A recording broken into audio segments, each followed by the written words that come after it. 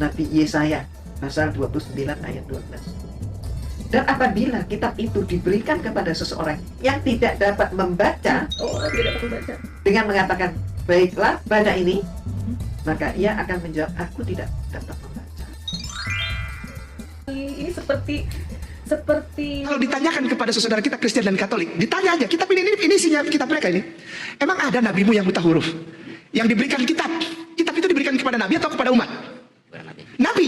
Ada nabimu yang buta huruf sampai kitab diberikan oleh Gabriel. Nih gini ya, ini gini. Terus ini apa ya Rasulullah gitu? Terus Rasulullah garuk-garuk kepala nggak ngerti gitu, apa ya? Gitu. Pelongo-pelongo lolak-lolok gitu. Mbok ya kamu tuh jangan kebangetan lah.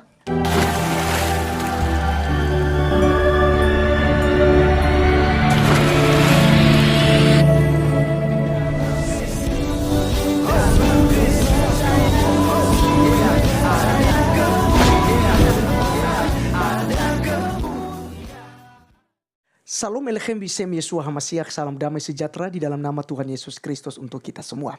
Pada video kali ini, kita akan menanggapi Irene Handono, Umi Irene Handono, Ustazah teman sekalian. Bayangkan ya, udah Ustadz. Kemudian ada juga Ustadz Ahmad Kainama dan kawan-kawan, di mana mereka mengklaim Yesaya pasal 29 ayat 12 untuk Nabi Muhammad. Teman-teman sekalian, dia mengatakan bahwasanya di dalam Yesaya 29 ayat 12 itu cocok kepada sebuah cerita di mana Nabi Muhammad menerima wahyu pertama kali ya di Gua Hiro. Ikro, baca ini. Lalu dia katakan, aku tidak bisa membaca. Berarti cocok di Yesaya 29 ayat yang 12 yang berkata, dan apabila kitab itu diberikan kepada seorang yang tidak dapat membaca dengan mengatakan, baiklah baca ini, maka ia akan menjawab, aku tidak dapat membaca. Nah teman-teman sekalian, juga kita nantinya akan melihat bahwa ada ustadz yang tentu saja ya melakukan yang namanya itu penelitian mengenai kitab sucinya dan juga nabinya.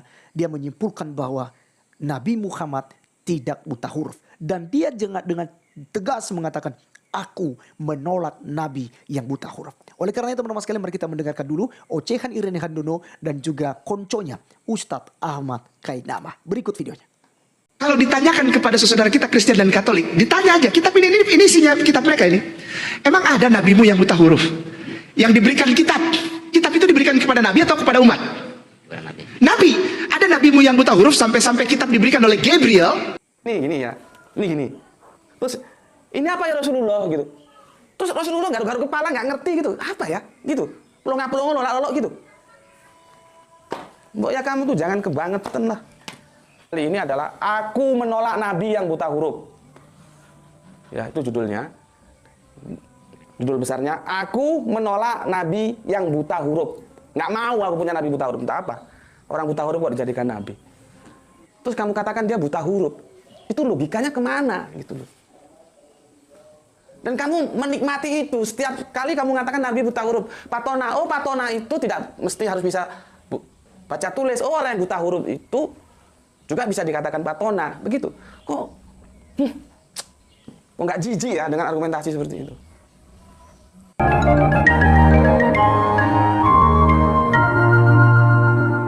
Kita lihat kitab Nabi Yesaya pasal 29 ayat 12. Dan apabila kitab itu diberikan kepada seseorang yang tidak dapat membaca, dengan mengatakan, baiklah baca ini, maka ia akan menjawab, aku tidak dapat membaca. Ini seperti wahyu yang pertama kali turun kepada Nabi Muhammad itu adalah surat Al-Alaq. Yang pertama adalah Iqra, yang artinya bacalah. Nah, tapi Nabi bilang, aku tidak bisa membaca. Dan Jibril memaksa untuk baca. Nah, itulah. Oke, teman-teman sekalian, itulah cuplikan video yang kita sudah dengarkan tentang Irene Handono dan juga konconya Ustadz Ahmad Kainama. Jelas juga teman-teman sekalian bahwa mereka begitu yakin bahwa nabi mereka itu buta huruf. Dan beberapa di antara mereka mempercaya itu. Bahkan bisa kita katakan sebagian besar umat muslim di Indonesia percaya bahwa Nabi Muhammad itu nabi yang ummi, yang diartikan dengan buta huruf. Teman-teman sekalian, benarkah bahwa nabi tersebut atau nabi mereka ini buta huruf dan mereka mencocokkannya dengan mengutip kitab suci Alkitab, kitab suci kita. Karena mereka mengutip ini, maka kita punya hak untuk meluruskan dan menjawab. Ya, dan tentu saja juga kita punya hak untuk bisa melihat dan menonton dan mendengarkan penjelasan daripada ustadz-ustadz yang lebih intelektual, yang lebih berhikmat dan berwawasan luas daripada Irene Handono dan juga Ahmad Kainama yang baru saja mu'alaf itu sudah dipakai kemana-mana untuk menjadi ceramah berdakwah untuk menjelek-jelekan Alkitab dan umat Kristen. Nah, teman-teman sekalian, sedikit dulu sebelum kita mendengarkan daripada nantinya penjelasan Kiai Buya Syakur yang memberikan beberapa alasan bahwa Nabi Muhammad tidak buta huruf. Maka dengan nanti pernyataan daripada Kiai Buya Syakur, maka Yesaya 29 ayat 12 sangat tidak cocok kepada Muhammad. Lagi pula, ayat ini, pasal ini tidak sedang berbicara tentang datangnya seorang nabi. Ya, tidak berbicara kepada seseorang yang datang di kemudian hari atau di akhir zaman. Sama sekali, karena ini tidak berbicara tentang nubuatan nabi itu. Kita melihat Yesaya 29 ayatnya yang ke ayat 11 ini mengatakan bahwa maka bagimu penglihatan dari semuanya itu seperti isi sebuah kitab yang termaterai. Artinya teman-teman sekalian, ini bukan kitab benaran yang diberikan kepada seorang nabi. Ini bukan kitab yang real, tapi ini seupama, seperti gitu loh. Ya, diupamakan gitu loh. Ibarat sebuah kitab, anggaplah ini sebuah kitab misalnya, lalu ini diberikan kepada itu. Tidak, tapi ini sebuah seupama gitu loh. Ya, semuanya itu seperti isi sebuah kitab yang termaterai. Artinya, jika diberikan kepada orang yang tahu membaca, dia akan katakan saya tidak bisa membaca karena termaterai. Artinya, ya, kitab tersebut, penglihatan tersebut itu tidak bisa dimaknai. Sekalipun dia adalah seorang nabi, sekalipun dia seorang pelihat, dia tidak mengerti lagi karena mereka sudah dibutakan, mereka sudah dibuat tidur nyenyak. Para pelihat sudah ditudungi mata mereka sehingga mereka tidak bisa lagi mengerti apa yang disampaikan, yang dimaksud oleh Allah kepada bangsa. Karena ini berbicara kepada bangsa Yehuda yang berdiam di Yerusalem. Jadi tidak berbicara tentang seorang nabi dan tidak berbicara tentang sebuah kitab yang diberikan kepada seorang nabi. Kemudian teman-teman sekalian, kalau ayat 12-nya, orang yang tidak bisa membaca, artinya ini sinkron. Yang bisa membaca tadi, dia katakan aku tidak bisa membacanya karena sudah termeterai, sudah tersegel, tergembok, ada gemboknya, tidak bisa dia lihat gitu. Kemudian yang tidak bisa membaca, tentu saja dia katakan aku tidak bisa membaca karena memang dia tidak bisa membaca. Jadi artinya para nabi, para pelihat yang ada di suku Yehuda tidak lagi bisa memberikan yang namanya firman Tuhan, ya, yang benar kepada suku Yehuda itu. Walaupun mereka ada para nabi dan ada para pelihat di situ. Nah, kalau seandainya kalian ngotot-ngototan ini adalah nubuatan kepada Nabi Muhammad, maka kalian harus menerima konsekuensinya di dalam ayat yang ke-13. Dengan berkata, dan Tuhan telah berfirman, oleh karena bangsa ini datang mendekat dengan mulutnya dan memuliakan aku dengan bibirnya, padahal hatinya menjauh daripadaku dan ibadahnya kepadaku hanyalah perintah manusia yang dihafalkan. Saudara-saudariku yang muslim, jika kalian memaksakan itu kepada Nabi Muhammad, maka kalian harus terima konsekuensi di dalam ayat 13. Jadi bangsa yang dimaksud di sini adalah umat muslim. Ya, jadi kalau kita kategorikan yaitu adalah muslim, maka kita katakan dan Tuhan telah berfirman oleh karena muslim ini datang mendekat dengan mulutnya dan memuliakan aku dengan bibirnya, padahal hatinya menjauh daripadaku. Terima ndak itu? Pasti kalian nggak terima. Kemudian dan ibadahnya kepadaku hanyalah perintah manusia dihafalkan. Kalian terima ndak itu? Tidak. Maka ini tidak berbicara tentang seorang nabi, tapi kepada bangsa Yehuda yang berdiam di Yerusalem. Jelas teman-teman sekalian, itulah yang dimasukkan di dalam ayat ini. Oke, sekarang kita mendengarkan apa yang dijelaskan oleh Kiai Buya Syakur mengenai Nabi Muhammad. Jadi tidak sesuai seperti yang diklaim oleh Irene Handono dan juga Ahmad Kainama. Ya, jadi Ustadz Gondrong tadi, Subandi, menolak Nabi yang buta huruf. Karena dia tidak percaya kalau Muhammad itu buta huruf. Kemudian Kiai Buya Syakur juga memberikan beberapa alasan-alasan bahwa Nabi Muhammad tidaklah buta huruf. Mari kita langsung cek videonya berikut ini. Reskrim akan saya laporkan siapapun yang mengatakan Nabi Muhammad buta huruf. Saya laporkan polisi.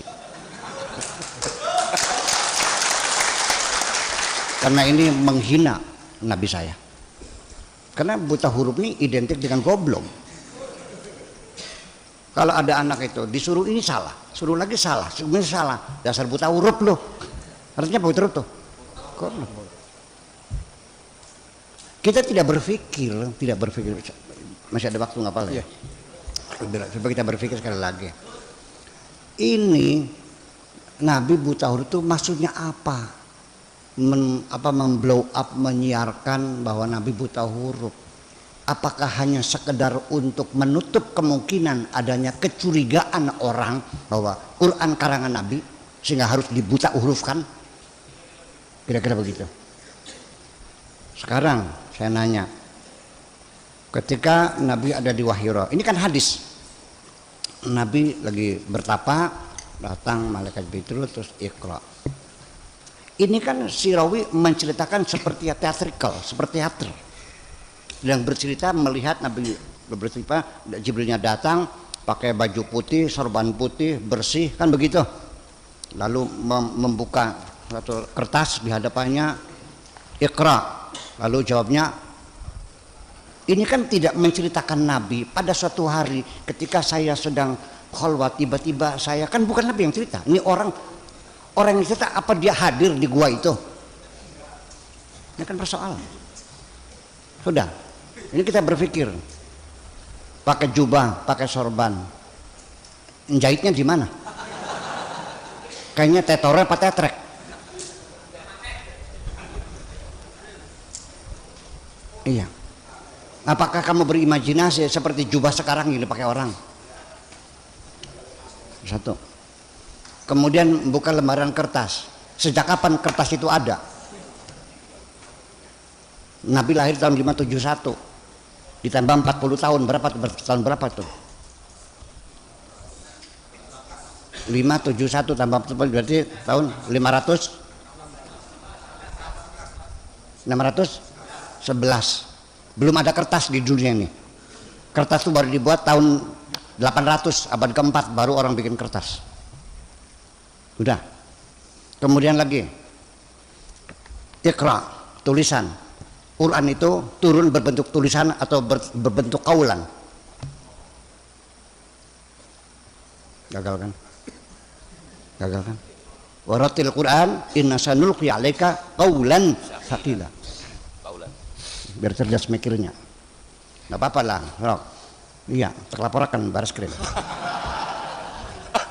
Ternyata umat Islam seluruh dunia manjung penjara KB. Hanya saya yang tidak. Makanya udahlah, jangan terlalu rajin lapor ke baris krim lah. Iya, ya kadang-kadang menghina Nabi kan kita. Ini kan juga sama. Udah, Nabi kalau iya betul dia itu buta huruf, kenapa disuruh membaca? Allah tidak mungkin menyuruh orang yang tidak bisa. Ini firman Tuhan, la yukallifullahu nafsan illa wus'aha. Kalau Allah tahu dia buta huruf tidak mungkin disuruh baca. Udah berapa tuh? Ya, 4. Kelima ya. Nabi disuruh baca dan kamu mengatakan Nabi tidak bisa membaca. Berarti nabimu tidak melaksanakan perintah Tuhan. Pakai logika. Nah, sudah. Nah, yang keenam,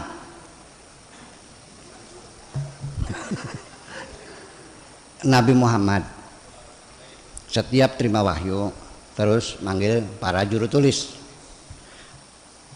Di dalam huruf-huruf Al-Quran yang huruf di awal surat, alif, lam, mim, ya kan? Ha, mim, ain, sin, qaf.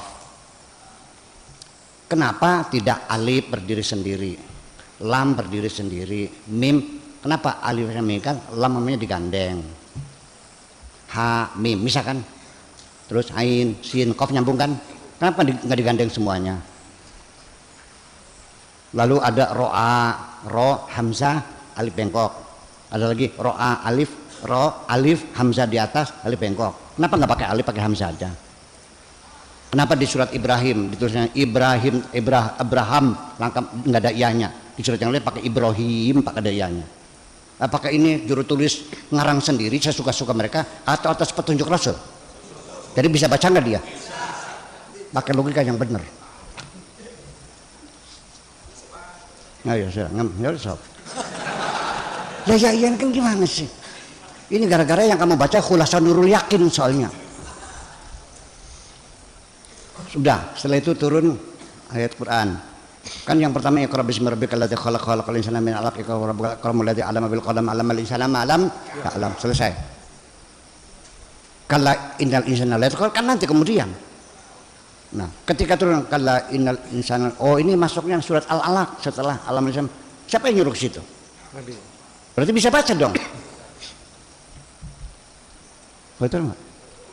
Terus lagi. Ketika udah banyak banget nih.